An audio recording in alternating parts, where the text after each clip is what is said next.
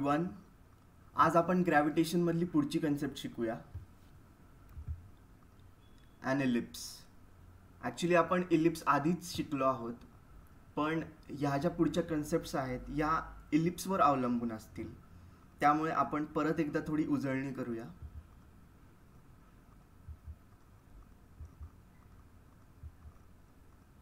An ellipse is a curve in which the sum of the distances from a point on the curve to two foci is constant.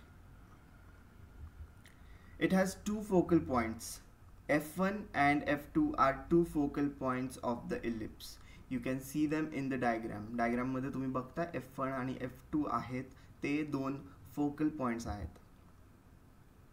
The sum of the distances to the two focal points from every point on the curve is constant. हा अतिशय महत्त्वाचा असा point आहे. Ellipse मध्ये दोन focal points असतात, त्यांना फोकाय असं म्हणतात. F1 and F2 हे दोन फोकल पॉइंट्स आहेत. हे फोकल पॉइंट्स तुम्हाला मेजर आणि मायनर ॲक्सिस थ्रू काही इक्वेशन सॉल्व केल्यानंतर मिळतात. त्यांना काय म्हणायचंय?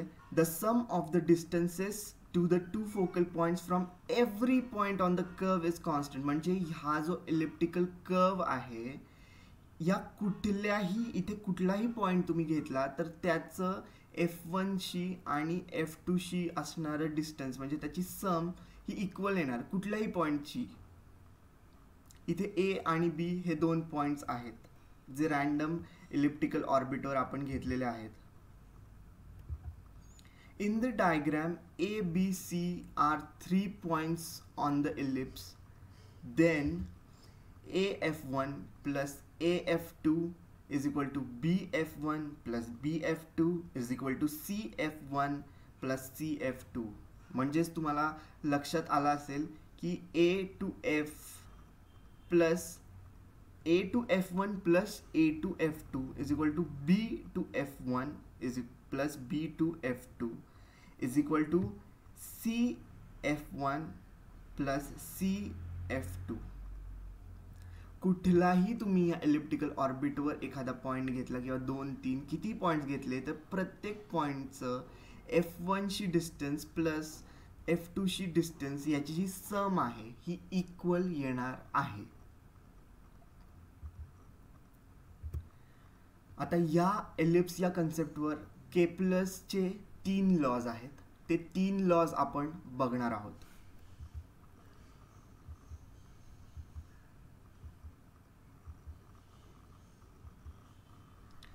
First law. According to Kepler's first law, all the planets revolve around the sun in elliptical orbits having the sun at one of the foci.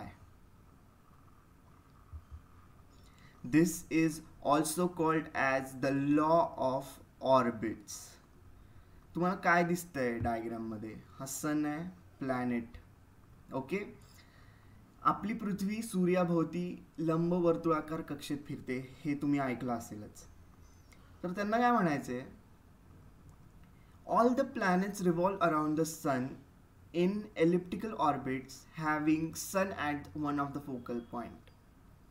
तर sun हा एलिप्सला 2 focal points असतात, त्यापैकी सन हा त्याच्यापैकी एका फोकल पॉइंट्सवर असतो आणि प्रत्येक प्लॅनेट एलिप्टिकल ऑर्बिटमध्ये सूर्याभोवती रिव्हॉल्व करत असतो.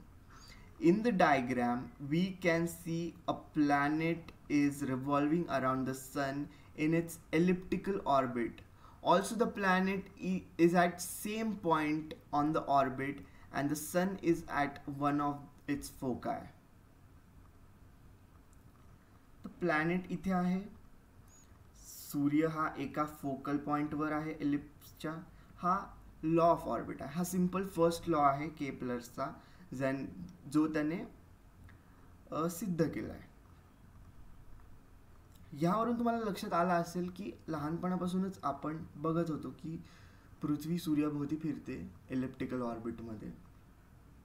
पण ह्या थोड्या डीपर कन्सेप्ट्स आहेत त्यातल्या, की सूर्य हा दोन्हीपैकी एका कुठल्या तरी फोकल पॉइंटवर असतो आणि ह्या एका ऑब्झर्वेशनमधून अजून त्यांनी काही लॉज पुढचे बनवलेले आहेत, ते आपण बघूयात. Second law. Kepler's second law states that the radius vector drawn from the sun to the planet sweeps out equal areas in equal intervals of time. This law is also called as the law of equal areas. He diagram तुम्ही बघू शकता.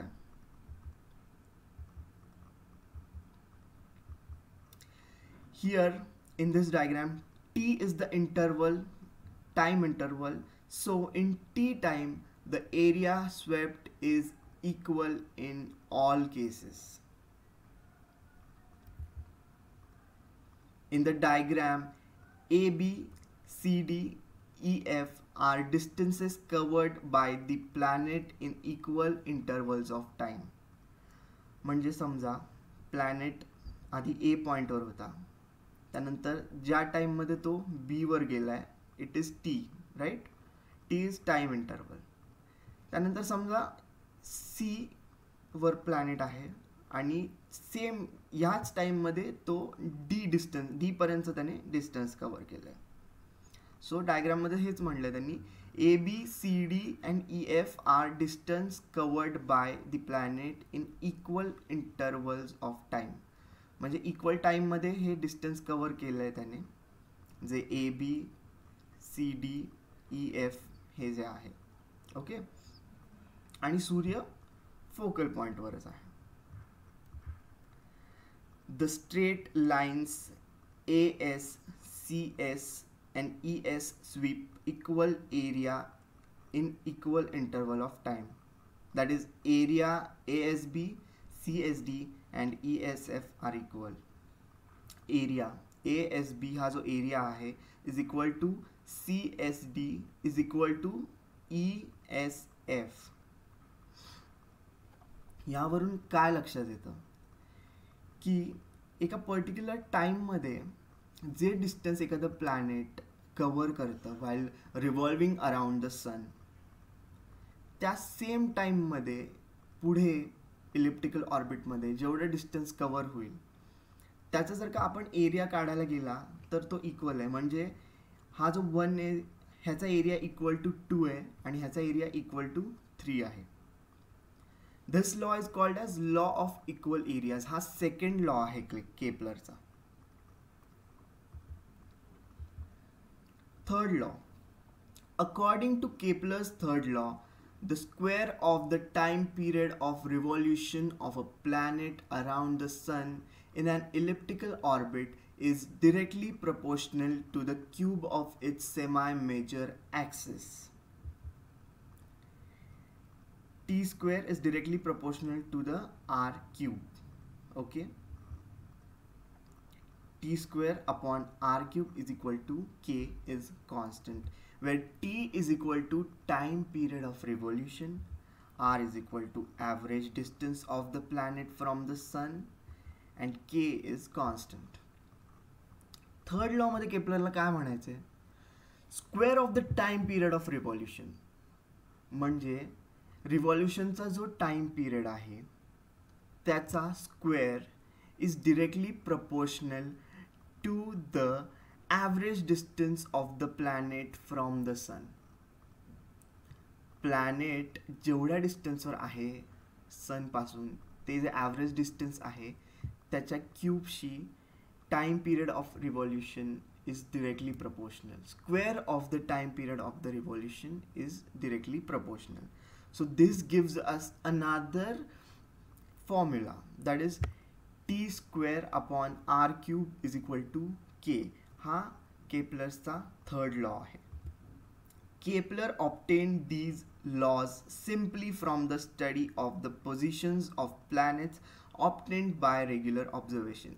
जसं मी तुम्हाला मगाशी म्हणत होतो की जे आपण रेग्युलर ऑब्झर्वेशन करू शकतो, जे आपण करतो पण आपल्या लक्षात येत नाही की त्याच्या मागे ह्या सायंटिफिक कन्सेप्ट्स असतील.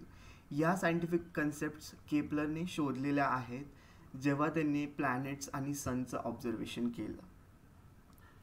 हे 3 लॉज तुम्हाला थोडेसे पाठांतर करावे लागतील, कारण लॉज हा त्या पर्टिक्युलर लँग्वेजमध्येच लिहिला गेला पाहिजे.